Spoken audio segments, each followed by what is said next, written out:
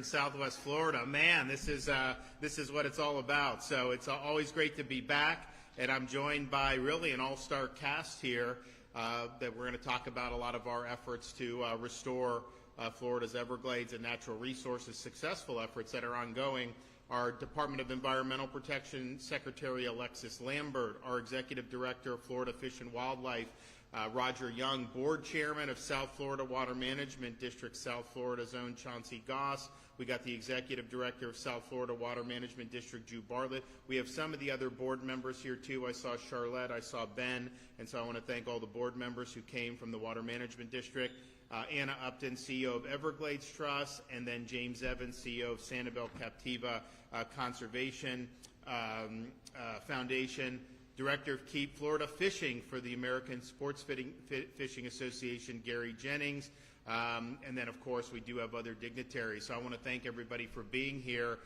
We launched our efforts to really create a new beginning for Florida's natural resources way back in January of 2019 in Southwest Florida. It was Arctic temperatures that day. I remember thinking, am I in Green Bay or am I in Southwest Florida? But we charted a very bold vision. It was something that needed to be done, not only in terms of restoring Florida's Everglades, which is the largest restoration project anywhere in the United States and maybe anywhere in the world, but also doing things to improve water quality, reduce discharges from Lake Okeechobee, and we've worked with the Army Corps so that they manage that better, but we also know that we had a role in creating some new infrastructure that would make it unnecessary for the Army Corps to do the discharges. So there was a lot of stuff that we set out to do. The first announcement back in January 2019, we said, all right, we're serious about this. We're going to commit $2.5 billion over 4 years to Everglades restoration and water quality projects, and that represented $1 billion more than had been done in the previous 4 years. And so a lot of people appreciated it. They thought it may be too ambitious. We ended up doing $3.3 billion during that period of time, which is more than Florida's ever had central mile. And that 4-year run of $3.3 billion, that was more than the previous 12 years combined for the state of Florida. We also then, the January of 2023, we said we wanted to do $3.5 billion over the next 4 years, and I'm proud to say we've almost achieved that goal just in 2 years. We've gone over $3 billion for that. When you are supporting Everglades restoration, that does have a positive impact on not only our way of life, but also Florida's economy. Over the next 50 years, we think that hundreds of thousands of jobs will be linked to these restoration efforts. Over the past 5 years, we've reached, because of my leadership in part, but honestly, the legislature being supportive of the funding, and then the Water Management District, people really working hard. I mean, it's really been a team effort. We have completed or broken ground on more than 75 projects just in the past 5 years. That's a record for this state.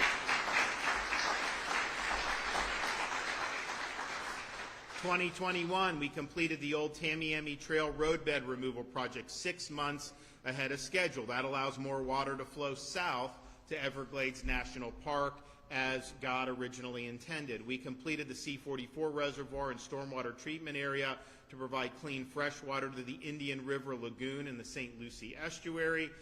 We also completed the S-333 water control structure, which doubles the amount of water that can be moved south to Everglades National Park.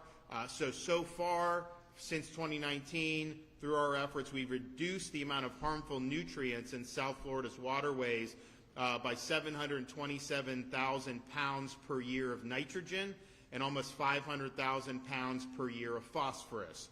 Now,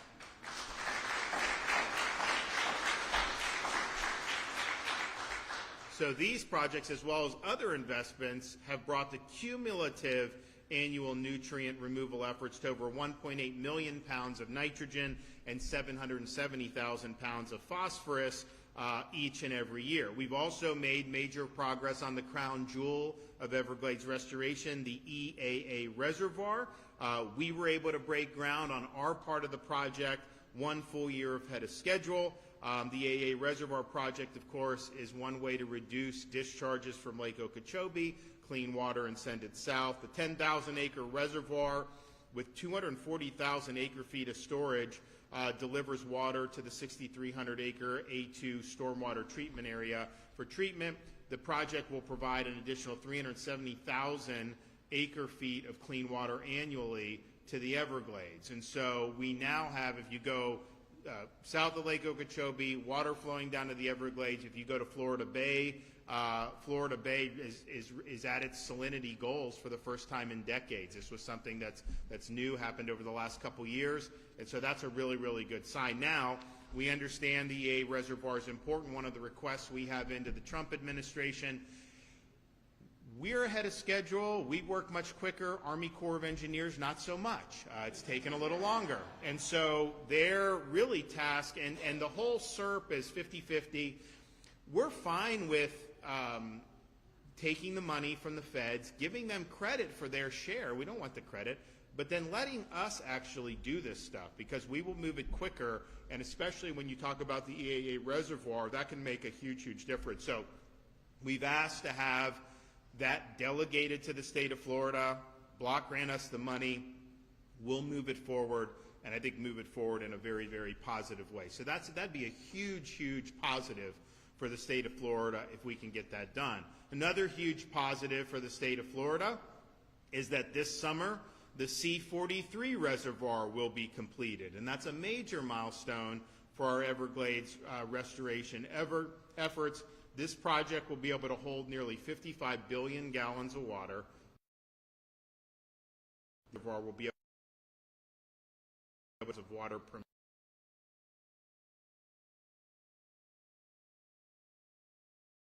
side. Discharges into the Caloosahatchee during the dry season. You know, St. Lucie, they never want discharges. How to manage that, and I know the Corps does different things, but you don't want the discharges in the summer like you had in 2018. That was before I was governor, but you had all these nutrients, the algae, and we've also done a lot to mitigate algae in Lake Okeechobee as well, but at the time that wasn't as much.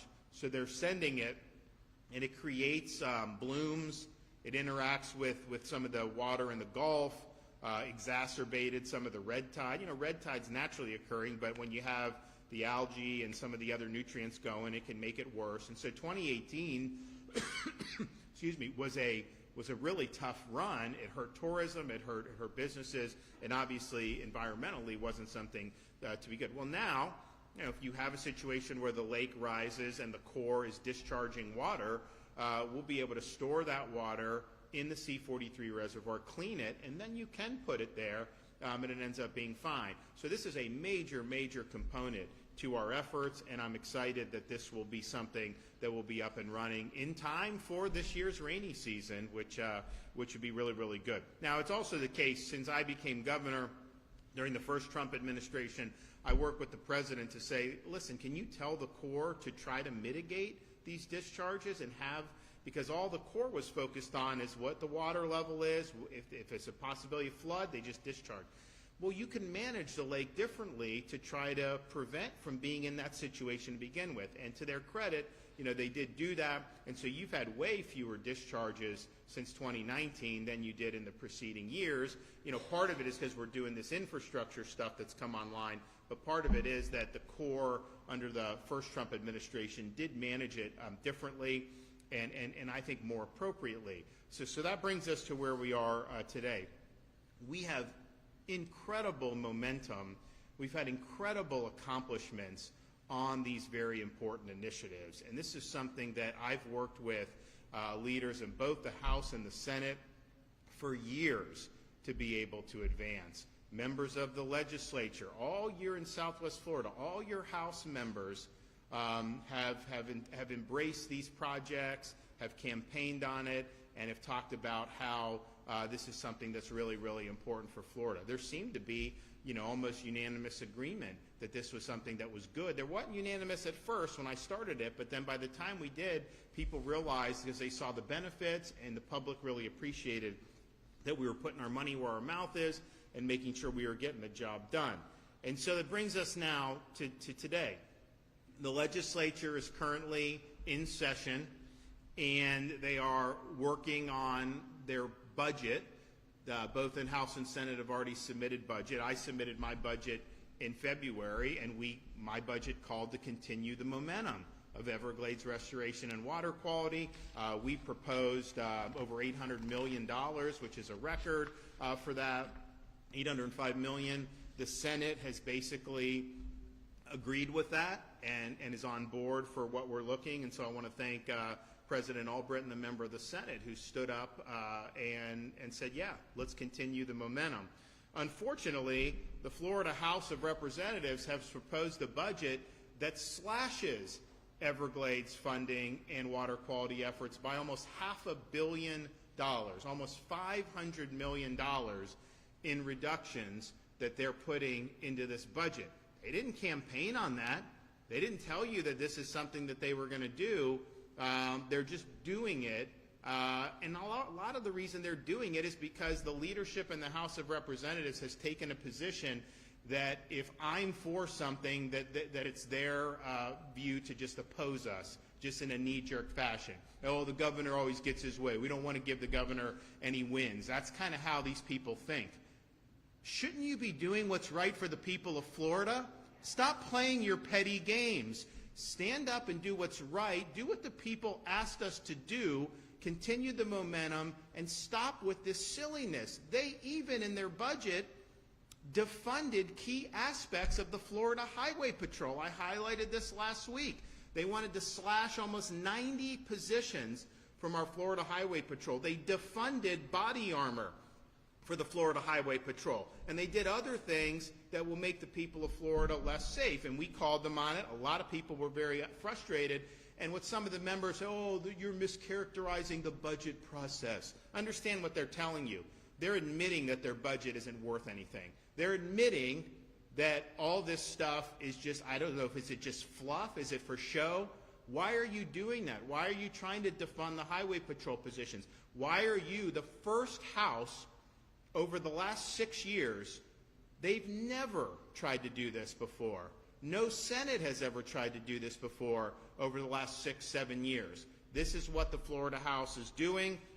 It is not right. What they're doing is wrong. And this is one of so many other things where their agenda is not your agenda. Their agenda is not what the people voted for.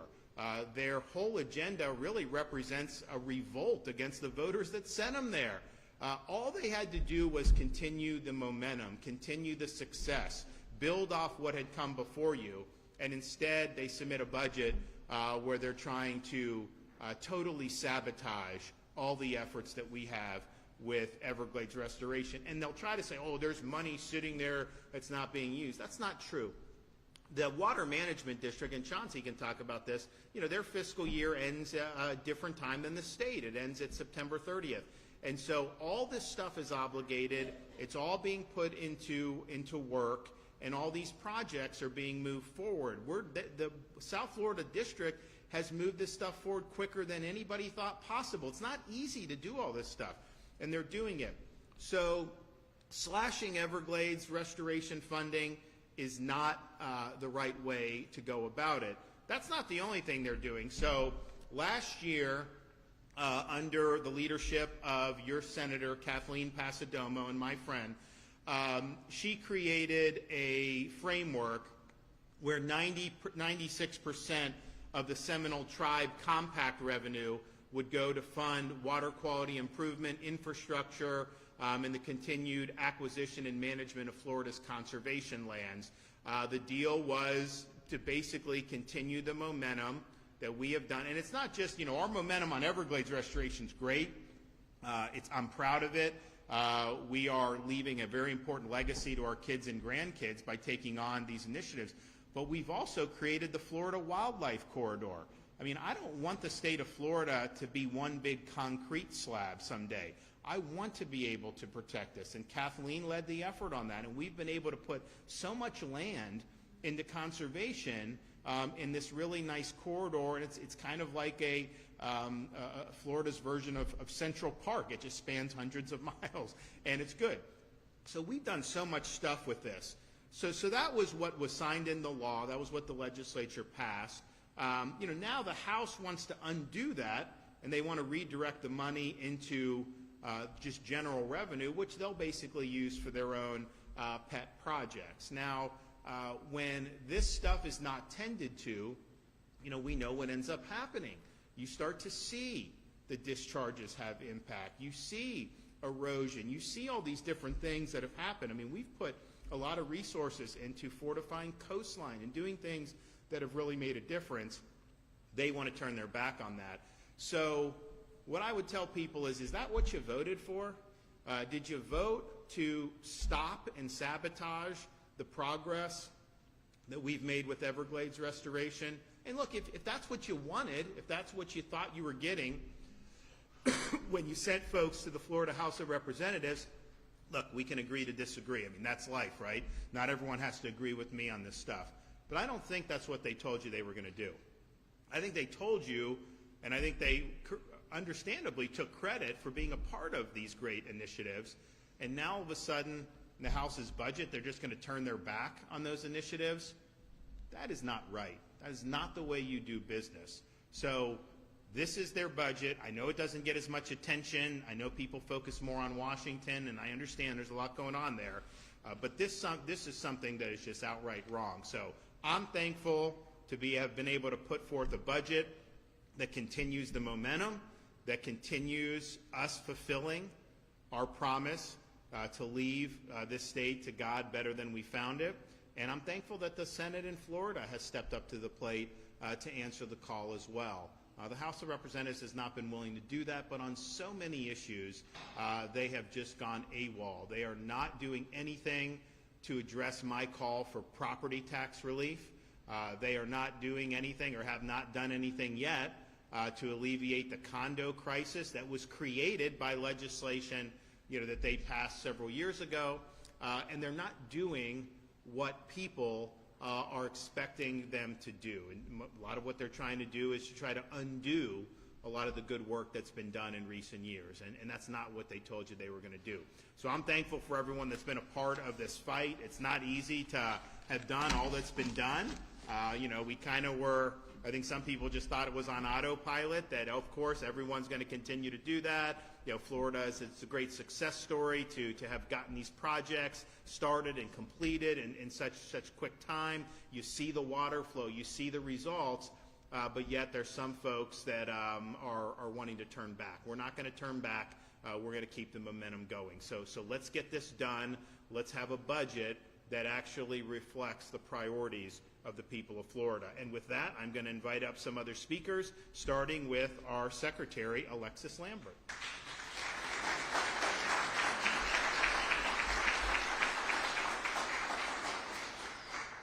Thank you, Governor. I'm Alexis Lambert, and it's my privilege to serve as the Secretary of the Florida Department of Environmental Protection.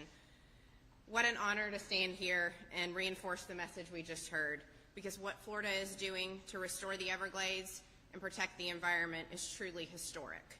Since 2019, as the Governor mentioned, Florida has invested more than $3.3 billion in Everglades restoration, more than the previous 12 years combined. We've also taken major steps to improve the pace and efficiency of this work. 2 recent projects we managed were completed 6 to 7 years ahead of schedule. We're also learning from past challenges. In the past, projects like the C-44 reservoir had to be broken up and permitted in pieces due to funding uncertainty, leading to more than a dozen permit modifications over time. That approach creates unnecessary delays and drives up costs. When we fund projects in full and plan comprehensively, like we have under the Governor's leadership, we minimize those complications. A good example is the C-43 reservoir. It was originally planned in 2 parts, but we made the decision to build it all at once. That single choice saved years in construction time and millions of dollars. It's decisions like these that have positioned Florida as a national leader in restoration. It's also why we are working hard with the federal government to take the lead on managing more of this work. As proposed by the governor back in January, we're now in discussions to have Florida manage federally funded SERP projects. DEP and our partners at the South Florida Water Management District are working on an updated agreement with the Army to allow for even faster construction and give taxpayers a better return on these very vital investments. So let's let today serve as a reminder that we can't afford to lose momentum. Continued investment is critical because restoring the Everglades is not just an environmental priority, it's a commitment to Florida's future. Thank you.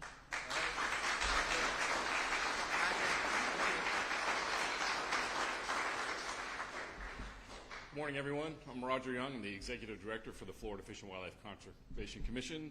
And Governor, thank you for being here, and thank you for having me here. It's a true honor to stand here today. This is such a beautiful place, and to celebrate these announcements, these environmental announcements and accomplishments here in Southwest Florida on such a beautiful day. And this area is so important to our natural resources.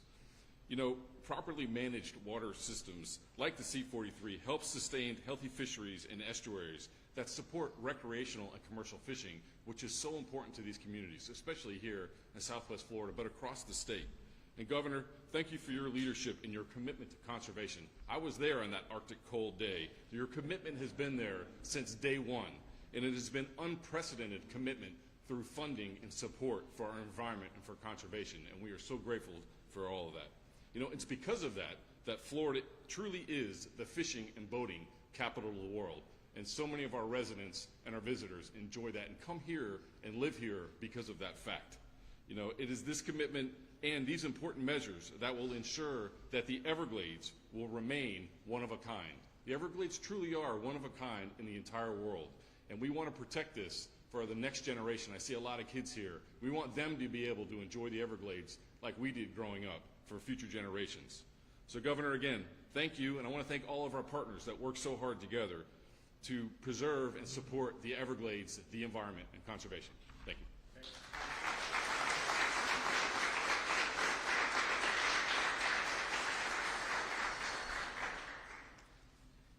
Good morning, everyone. I'm Chanty Goss. I'm chairman of the South Florida Water Management District's governing board. Governor, thanks for being here. Secretary Lambert, it's nice to see you. Executive Director Young, thank you all for being in Southwest Florida. The governor introduced my board members, but I'd like to recognize Charlotte Roman from just down the road here in Marco, Ben Butler from Okeechobee. Thanks for making the drive down this morning, Ben. I appreciate your being here. And Drew Bartlett, our incredible executive director who leads one of the best staffs in the whole state. So thank you very much for being here. I've been chair of this board now for 6 years, and we are continuing to see both small and large-scale Everglades restoration projects come online. And really the beauty of that is it's working. We're seeing record hydration in the Everglades. We're seeing salinity levels in Florida Bay that are hitting their goals. And we're seeing water storage capacity that has tripled in just 6 years. But I want to go back in time for just a second and talk about something the governor referenced.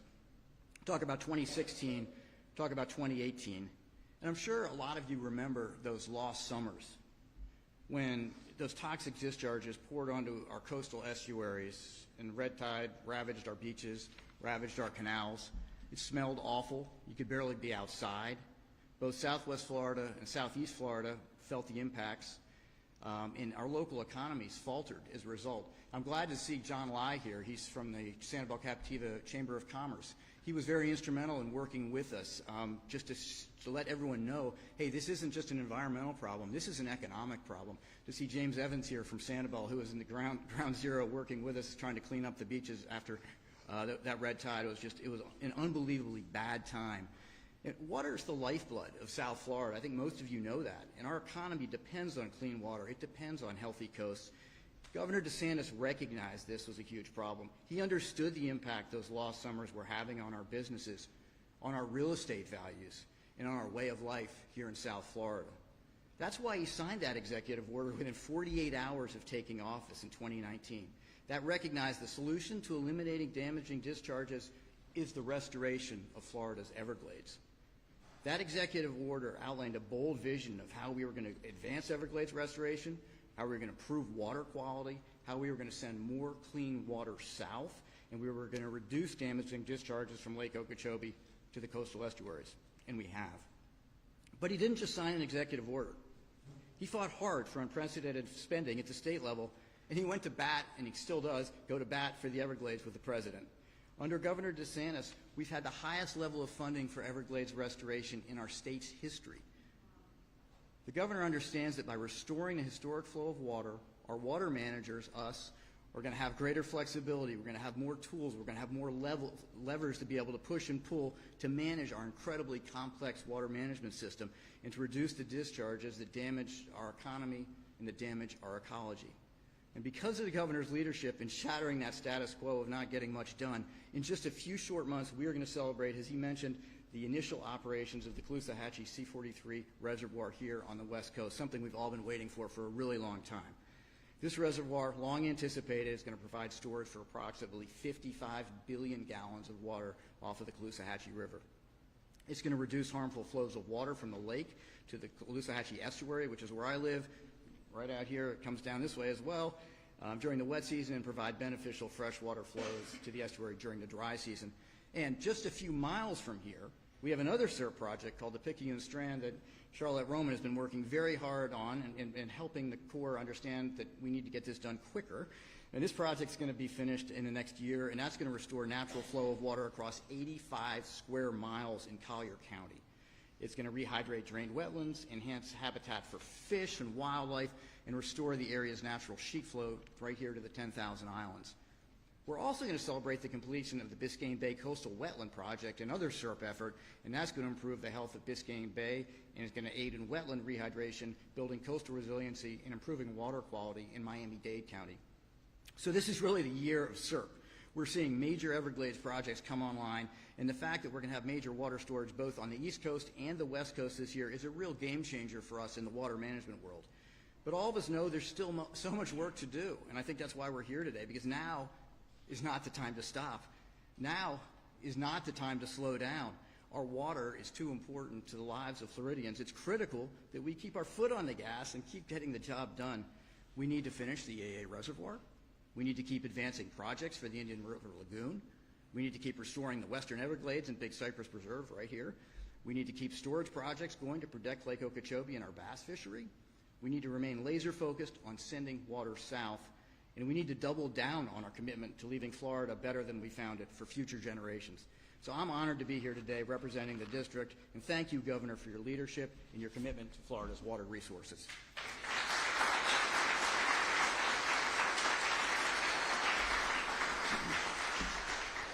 I think it's also worth just pointing out, we've talked about record funding for Everglades restoration. We also, in my budget this year, and I think the Senate's as well, and hopefully that'll get across the line, we're going to have record increase for teacher salaries, and we've done that over many, many years leading up to this biggest one. We've also done record investment in transportation, and particularly roads, and we did Moving Florida Forward.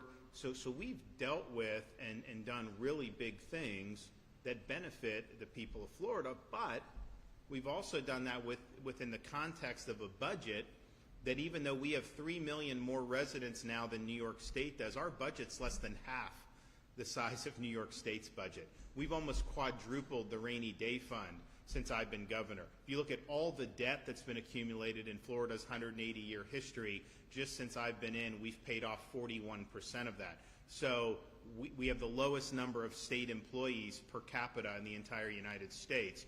So don't tell me it can't be done. We're doing it. We're showing how it's done by doing very strong fiscal conservative, low debt, low tax, but then also actually using our ability to make impacts on major things. So I couldn't be more proud of that. I'm obviously very disappointed that the House is trying to sabotage the momentum. I don't think voters will like that too much, and so we thought it was important to come highlight our commitment, make sure everybody knows we're not giving an inch on this, and then hopefully you'll let your members of the House of Representatives know here in Florida that you want to continue the momentum on this You don't want to see them slashing the Everglades restoration efforts. So thank you for everything. Okay, we got any questions back there? All right, God bless everybody. Thank you.